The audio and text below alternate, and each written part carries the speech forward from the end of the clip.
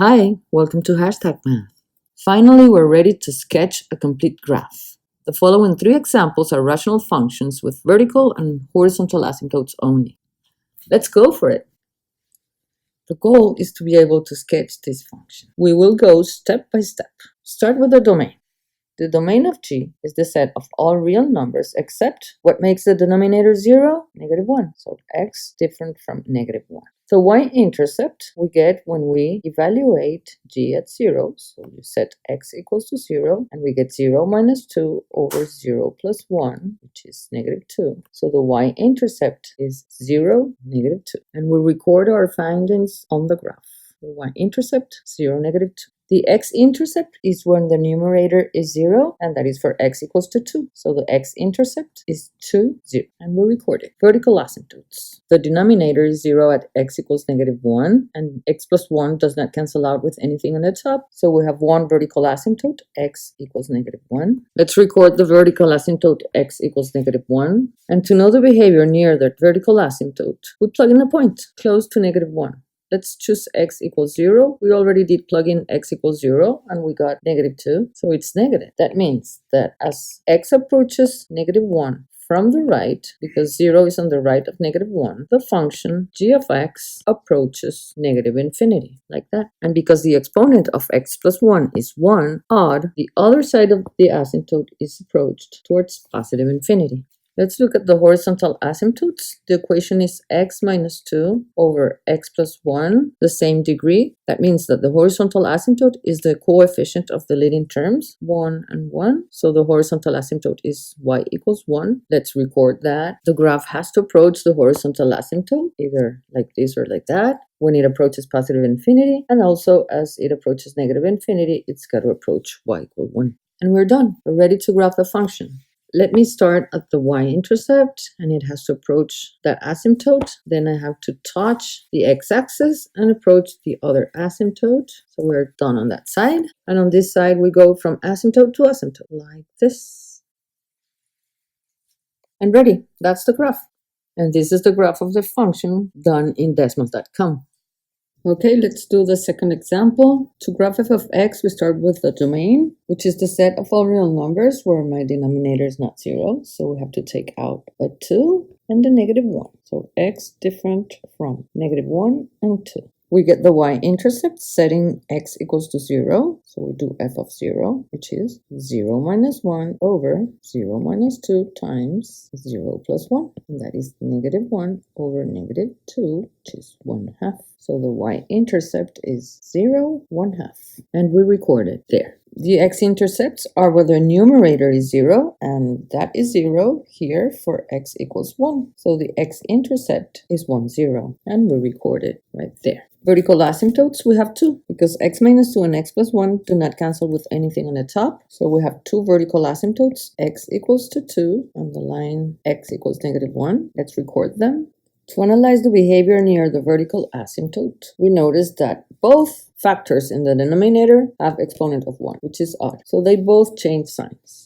To analyze the behavior near the vertical asymptotes, let's start with the vertical asymptote x equals -1. The y-intercept is going to be good for us because it tells us that to the right of -1, the function is positive. You see, the y-intercept is here, positive to the right of -1. So as x approaches -1 from the right, the function f of x approaches positive infinity.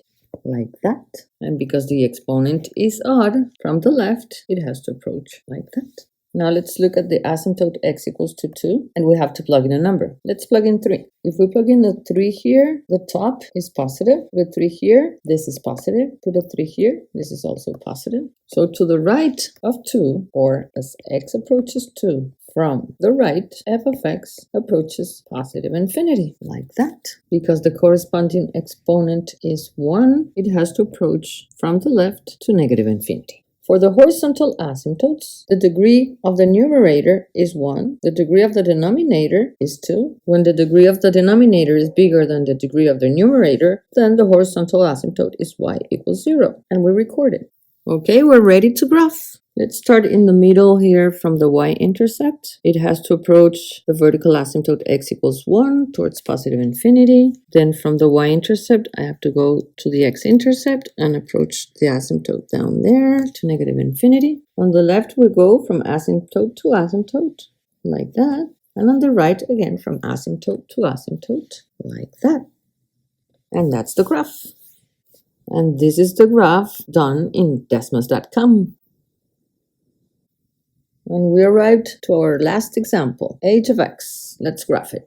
First of all, we factor. This equals 3x times x plus 3 times x minus 3 divided by x minus 3 times x minus 1 squared. First of all, what's the domain? The set of all real numbers, and we take away the ones that make our denominator 0, 3, and 1. So x must be different from 1 and 3. The y-intercept. Plug in 0. This 0 here is going to make everything be 0. So the y-intercept, y, which is h of 0, is just going to be 0. And the y-intercept is 0, 0. Let's record it there. The x-intercept. 0 makes this term 0. Negative 3 makes this term 0. So 0, 0 is an x-intercept. Negative 3, 0 is another x-intercept. And for the last factor, what happens if x equals 3? Is that an x-intercept? Well, no, because this factor cancels out with this factor. This is going to be what?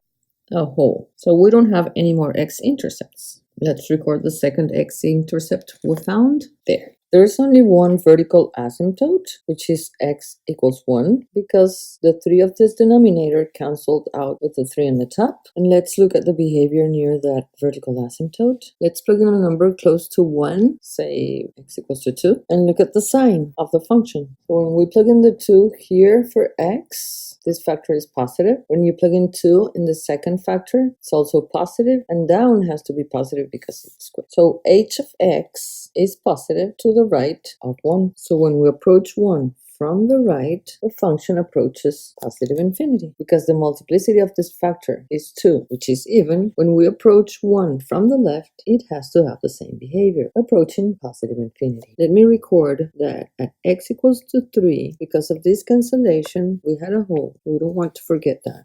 For the horizontal asymptotes, we look at the leading terms. Leading term of the numerator is here, 3x cubed. The leading term of the denominator comes when we multiply x times the highest power of this factor, which is x squared, so it's x cubed. Thus, the horizontal asymptote is y equals 3 over 1, the quotient of the leading coefficients, which is 3. Let's record that. So y equals 3 is a horizontal asymptote like this. And we're ready to graph. On the right side, we go from asymptote to asymptote like this.